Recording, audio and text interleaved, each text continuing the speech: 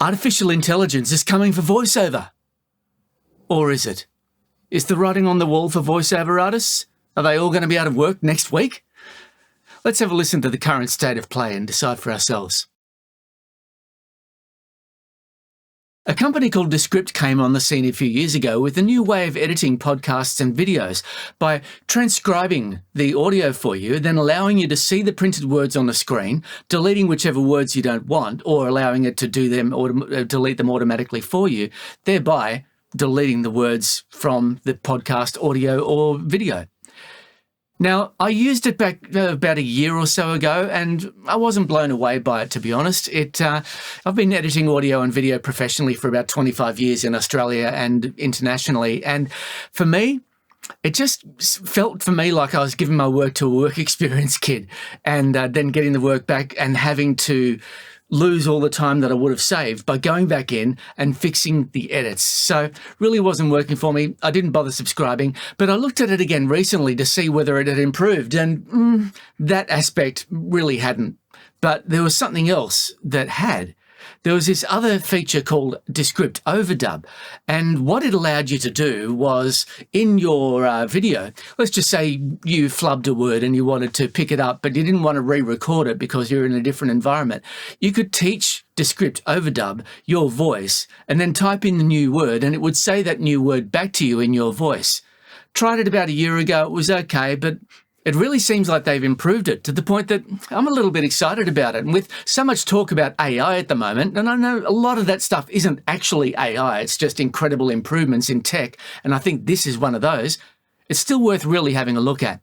So what I did was I fed 30 minutes of voiceover I had previously done into Descript Overdub and taught it to make a voice, which is my voice.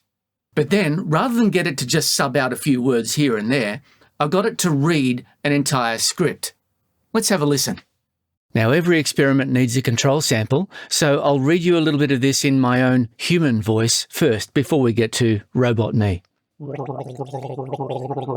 This is the greatest and best song in the world. Tribute.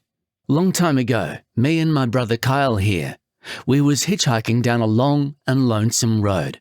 All of a sudden, there shined a shiny demon in the middle of the road. And he said, "Play the best song in the world, or I'll eat your souls." And we played the first thing that came to our heads. Just so happened to be the best song in the world. It was the best song in the world. So that's my voiceover. Let's listen to Robot Me.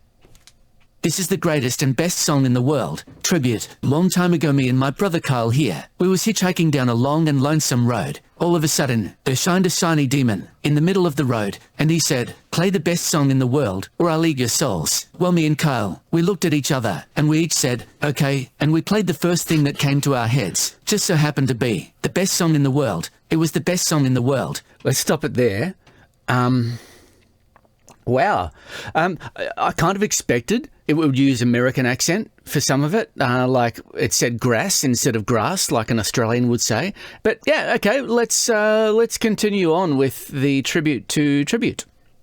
And we said, "May, we are but men, rock, oh, whoa, the yo. This is not the greatest song in the world, no. This is just a tribute. Couldn't remember the greatest song in the world. Yeah, no. This is a tribute."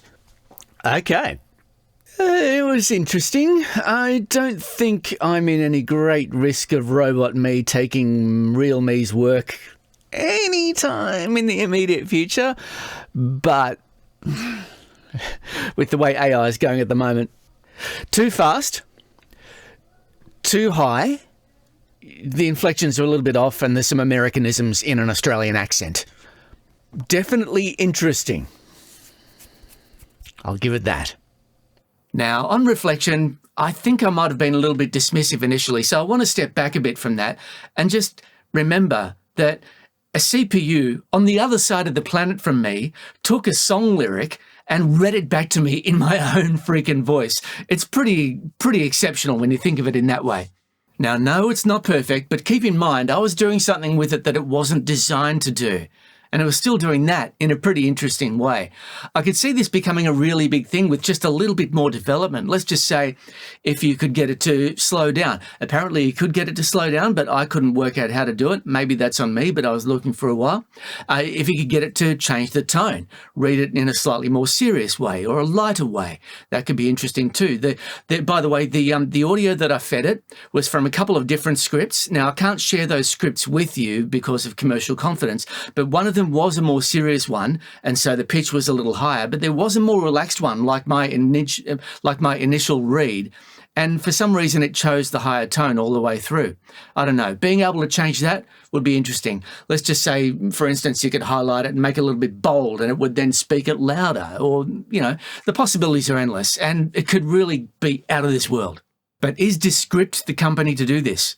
Given that over the last year I haven't seen any improvements to their audio editing side, as I mentioned earlier, I don't know whether they're moving fast enough to keep up with what's surely going to be a very fast-paced technology going forward. I could see a bigger company maybe slapping down a big wad of cash and absorbing them into a bigger company and, like that. That could be interesting. Or, I could see this in a video or audio editor, or maybe even in Microsoft Word, for goodness sake. Let's just put it next to the fonts so you could have, different, bold, italic, whatever. And then in your voice, you could choose your different voices, male, female, Australian, Indian, American, whatever. So anyway, for right now, it's a very good indicator of what's coming. And I'm kind of excited to see what does come in the future. If there's anything that you know about that I haven't mentioned, please let us know in the comments. I'm sure some other people would like to know as well. If you liked this video, found it helpful, please say it with your thumbs. Maybe share it with someone you think might be interested in it, and subscribe to keep up with my new stuff. But for now, thanks very much for watching.